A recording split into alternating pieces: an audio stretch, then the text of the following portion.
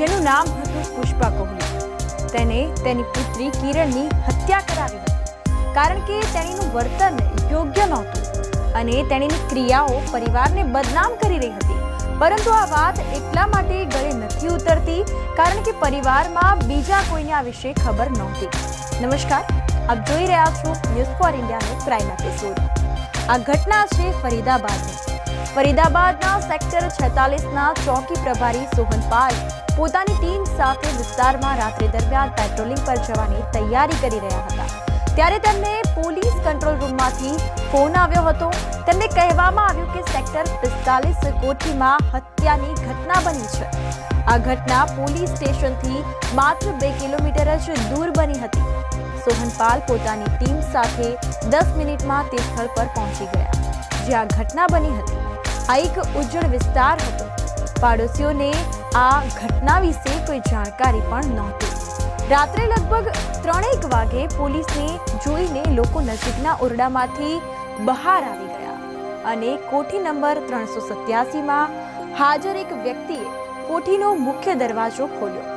તેની ઓળખ રાજેશ સિંહ તરીકે થઈ હતી, જે તે જ બિલ્ડિંગમાં રહે છે. તત્કાલીન ચોકી પ્રભારી સોહનપાલ અંદર ગયા અને એક છોકરીને પથારી પર મૃત હાલતમાં જોવા મળી હતી. આ અંતર્ગત જેનું ગળું જે છે તે કપાઈ ગયું હતું અને હત્યા કરવામાં આવી હતી. પથારી સંપૂર્ણપણે લોહીથી લથપથ જોવા મળી હતી. જે રૂમમાં હત્યા થઈ હતી તે ઓરડામાં એક કબાટ અને તેનું લોકર ખુલ્લું હતું. કબાટની તમામ વસ્તુઓ બળીને ખાક થઈ ગઈ હતી. પ્રથમ દ્રષ્ટિએ આ કેસ લૂંટનો હોવાનું જણાય છે. એવું લાગતું હતું કે હત્યારાઓ લૂંટ કરવાના ઈરાદાથી ઘરમાં પ્રવેશ્યા હતા અને વિરોધ કરવા પર છોકરીની હત્યા કરવામાં આવી હતી અને કિંમતી વસ્તુઓ તેમજ રોકડ લઈને નાસી છૂટ્યા હતા. ઘરની માલિક પુષ્પા કોહલીએ આ ઘટના અંગે પોલીસને જાણ કરી.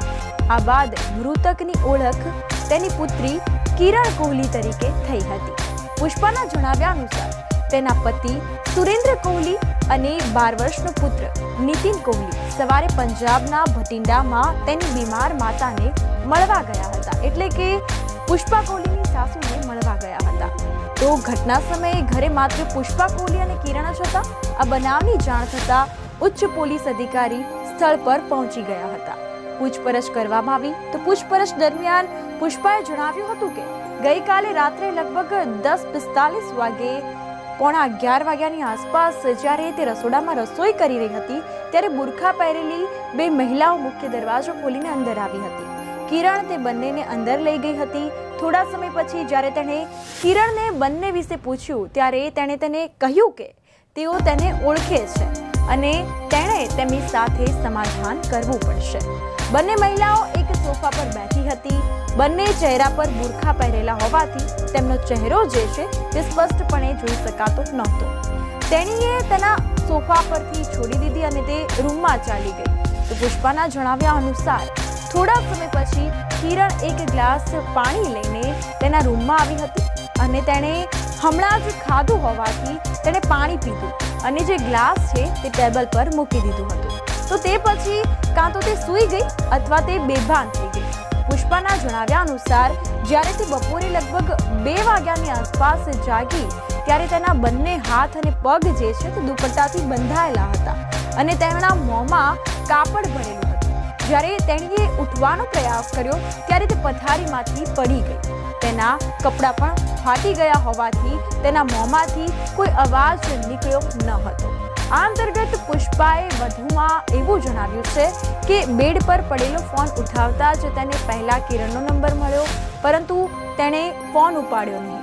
ત્યારબાદ તેને તેની દાસી એટલે કે તેની નોકરાની જે હતી સપના તેના પતિ અજીતને ફોન કર્યો. મને ફોન નંબર મળી ગયો પણ મોંમાં કાપડ ચોંટી જવાને કારણે હું વાત કરી શકી નહીં. આ સાંભળીને તે દરવાજા પાસે દોડી ગઈ અને બંને પગથી ઓરડો ખખડાવવાનો પ્રયાસ કર્યો. ઓરડાનો જે દરવાજો છે તે તેને ખખડાવ્યો. આ અંતર્ગત બારણું ખખડાવવાનો અવાજ સાંભળીને ભાડુઆત રાજેશસિંહ તેની નીચે આવી ગયા. તો તેણે બહારથી દરવાજો ખોલ્યો અને અંદર પગ મૂક્યો. ત્યાં સુધીમાં નોકરાણી અને તેનો પતિ અજીત પણ ત્યાં પહોંચી ગયા હતા. પુષ્પા કોહલીએ વધુમાં ખુલાસો કર્યો છે કે જ્યારે તેણે કિરણને પૂછ્યું કે તે ક્યાં છે, ત્યારે રાજેશસિંહે જવાબ આપ્યો કે તે તેના રૂમમાં સૂઈ ગઈ હશે, પરંતુ જ્યારે અમે તેના રૂમમાં ગયા ત્યારે કિરણ મૃત્યુ પામી હતી. કોઈએ તેનું ગળું કાપીને હત્યા કરવાનો પ્રયાસ કર્યો હતો. તેનો આખો પલંગ લોહીથી લથપથ જોવા મળ્યો. કાપડની વસ્તુઓ આસપાસ પથરાયેલી હતી. તેમણે આ ઘટના અંગે પોલીસને જાણ કરી હતી. ઉપરોક્ત સમજાવતી વખતે પુષ્પા કોહલી રડી પડી હતી. પુષ્પા ધ્રુસકે ને ધ્રુસકે રડતી રહી. પોલીસે તેનો નંબર લીધો અને તેના પતિ સુરેન્દ્ર કોહલીને ફોન કર્યો અને તેને આ ઘટના વિશે જાણ કરી અને વહેલી તકે ફરીદાબાદ પહોંચવાનું કહ્યું હતું. પોલીસે અજાણ્યા લોકો સામે આઈપીસીની કલમ 302 અને 394 હેઠળ કેસ નોંધ્યો છે. સવારે એસીપી પૂનમ દયાલે કેસની તપાસ વિસ્તારની પોલીસને બદલે સીઆઈએ એનઆઈટીના પ્રભારી નિરીક્ષક વિમલ કુમાર, સબ ઇન્સ્પેક્ટર નરેન્દ્ર કુમાર અને અશ્વિની કુમારને સોંપી હતી, જેથી પોસ્ટ વિસ્તારમાં હત્યાનો કેસ શક્ય તેટલી વહેલી તકે ઉકેલાઈ શકે. તો ઇન્સ્પેક્ટર વિમલ કુમારે તેમની ટીમ સાથે સ્થળનું નિરીક્ષણ કર્યું હતું. તેમણે જરૂરી પુરાવા એકત્ર કરવા માટે પોલીસ ફોટોગ્રાફર, ફિંગરપ્રિન્ટ નિષ્ણાંત અને ફોરેન્સિક ટીમને પણ સ્થળ પર બોલાવી લીધી હતી. તો પ્રાથમિક તપાસ બાદ મૃતદેહને પોસ્ટમોર્ટમ માટે મોકલી આપ્યો હતો. આ અંતર્ગત પોસ્ટમોર્ટમ રિપોર્ટમાં શ્વાસ રૂંધાઈ જવાને કારણે તેનું મોત નીપજ્યું હોવાનું સામે આવ્યું હતું. પૂછપરછ અને પોલીસ તપાસ દરમિયાન જાણવા મળ્યું હતું કે કિરણના પિતા સુરેન્દ્ર કોહલી પંજાબથી આવ્યા હતા અને ઘણા સમય પહેલા ફરીદાબાદમાં સ્થાયી પણ થયા હતા. તો તેમનો ફરીદાબાદ સેક્ટર 28માં બાંધકામ સામગ્રીનો વ્યવસાય જે છે તે હતો. તો સુરેન્દ્ર કોહલીએ 1989માં પંજાબના ભટિંડાની પુષ્પા કોહલી સાથે લગ્ન કર્યા હતા. લગ્ન પછી કિરણનો જન્મ કોહલીના ઘરે થયો. અંતર્ગત કિરણના ઘરના દરેક લોકો જે છે તે તેને પ્રેમથી ગુડિયા કહેતા હતા. કિરણના જન્મના 11 વર્ષ પછી કોહલી પરિવારમાં એક પુત્રનો જન્મ થયો, જેનું નામ નીતિન હતું. નીતિન કોહલી તરીકે ઓળખાતો 12 વર્ષનો છોકરો ફરીદાબાદની એક પ્રતિષ્ઠિત શાળામાં 7મા ધોરણમાં અભ્યાસ કરતો હતો. પુષ્પા કોહલી એક ગૃહિણી હતી અને ઘરે રહેતી હતી અને પરિવાર અને બાળકોની સંભાળ રાખતી હતી. તો હવે કિરણ જવાન યુવતી હતી. તેના પર ક્યારેય કોઈ પારિવારિક પ્રતિબંધો પણ ન હતા. તો તે શરૂઆતથી જ એક ફેશનેબલ અને સ્વતંત્ર છોકરી હતી. મોબાઈલ, ફિલ્મો, ટીવી અને ઇન્ટરનેટની દુનિયાએ તેને વધુ આધુનિક અને સ્વતંત્ર બનાવી દીધી. તેણીની જે કરવા માંગતી હતી તે તેણે કર્યું. પછી ભલે તે તેના પરિવારનો નારાજ હોય અને પરિવારની નજરમાં સારી હોય કે ન હોય, તેણે તે બધું જ કર્યું.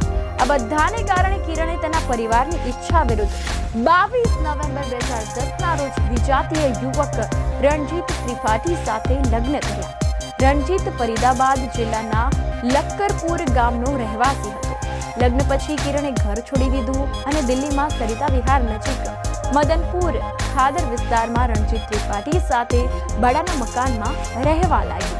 પરિવારથી અલગ થઈને જ્યારે જીવનની કઠોર વાસ્તવિકતાઓનો સામનો કરવો પડ્યો ત્યારે કિરણ અને રણજીત બંને વિવિધ ખાનગી કંપનીઓમાં નોકરી કરી.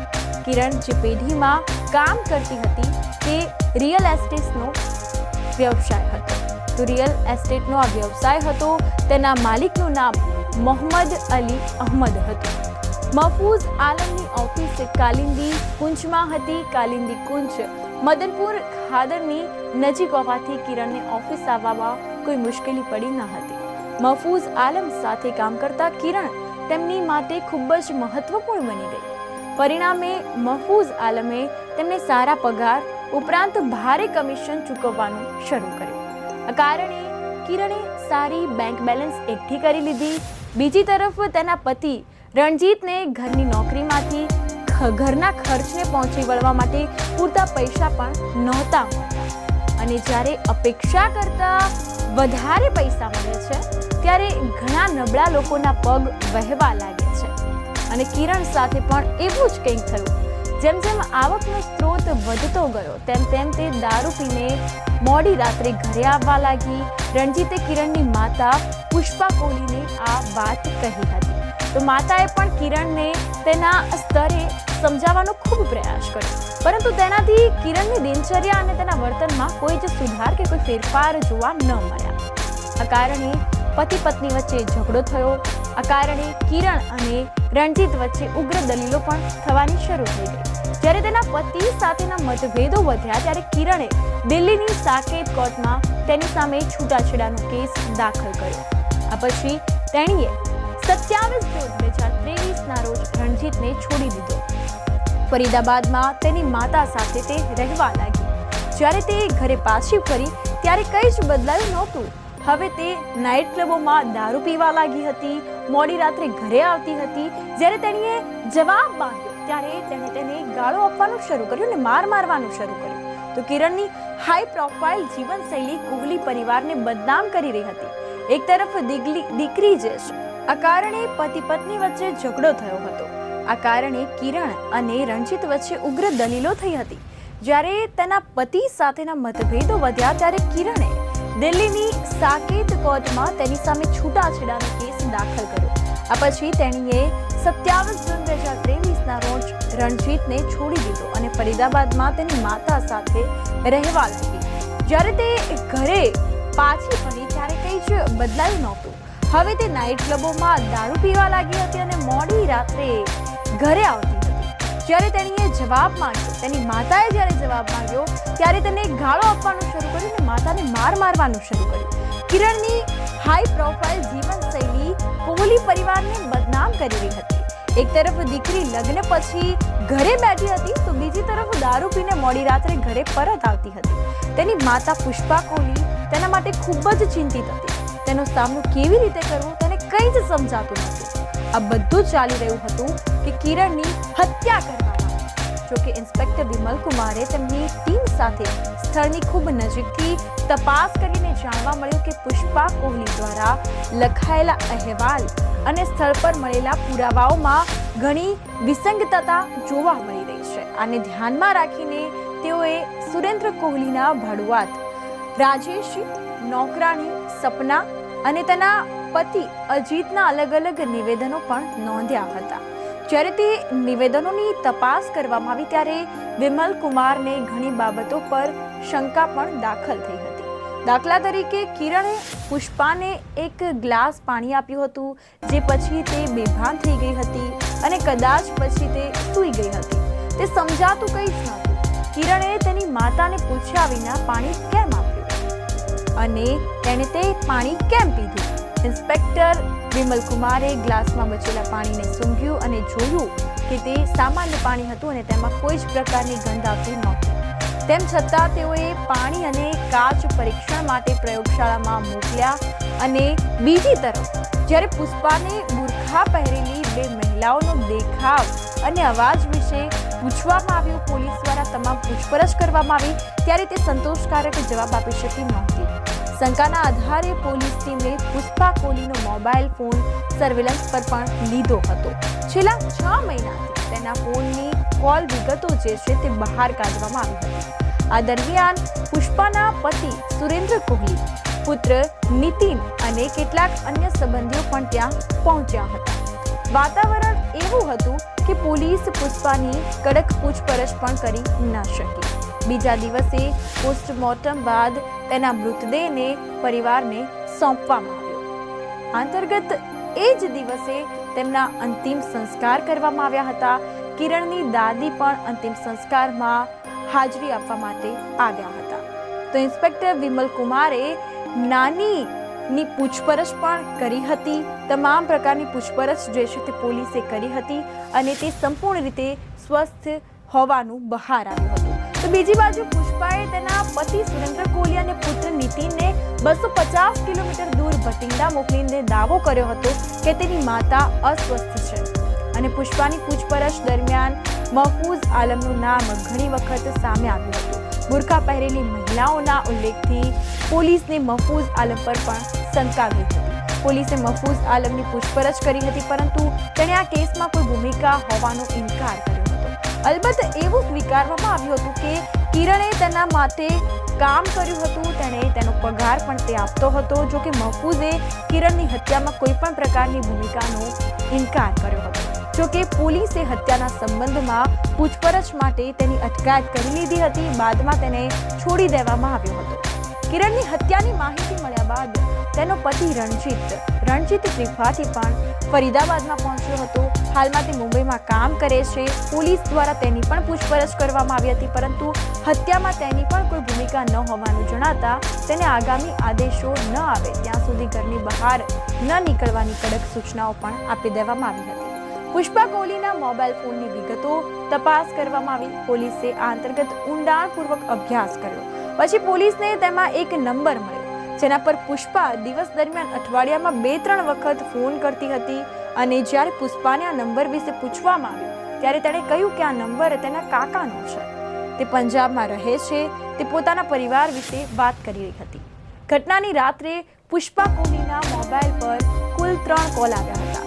પહેલો કોલ રાત્રે 8 વાગ્યાથી રાત્રે 9 વાગ્યાની વચ્ચે આવ્યો, જે મિસ કોલ હતો.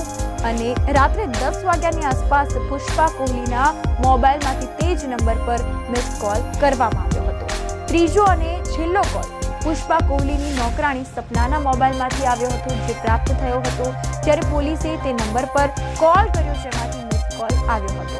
અને જેના પર પુષ્પાએ મિસ કોલ આપ્યો હતો ત્યારે તે નંબર સતત બંધ હોવાનું જાણવા મળ્યું.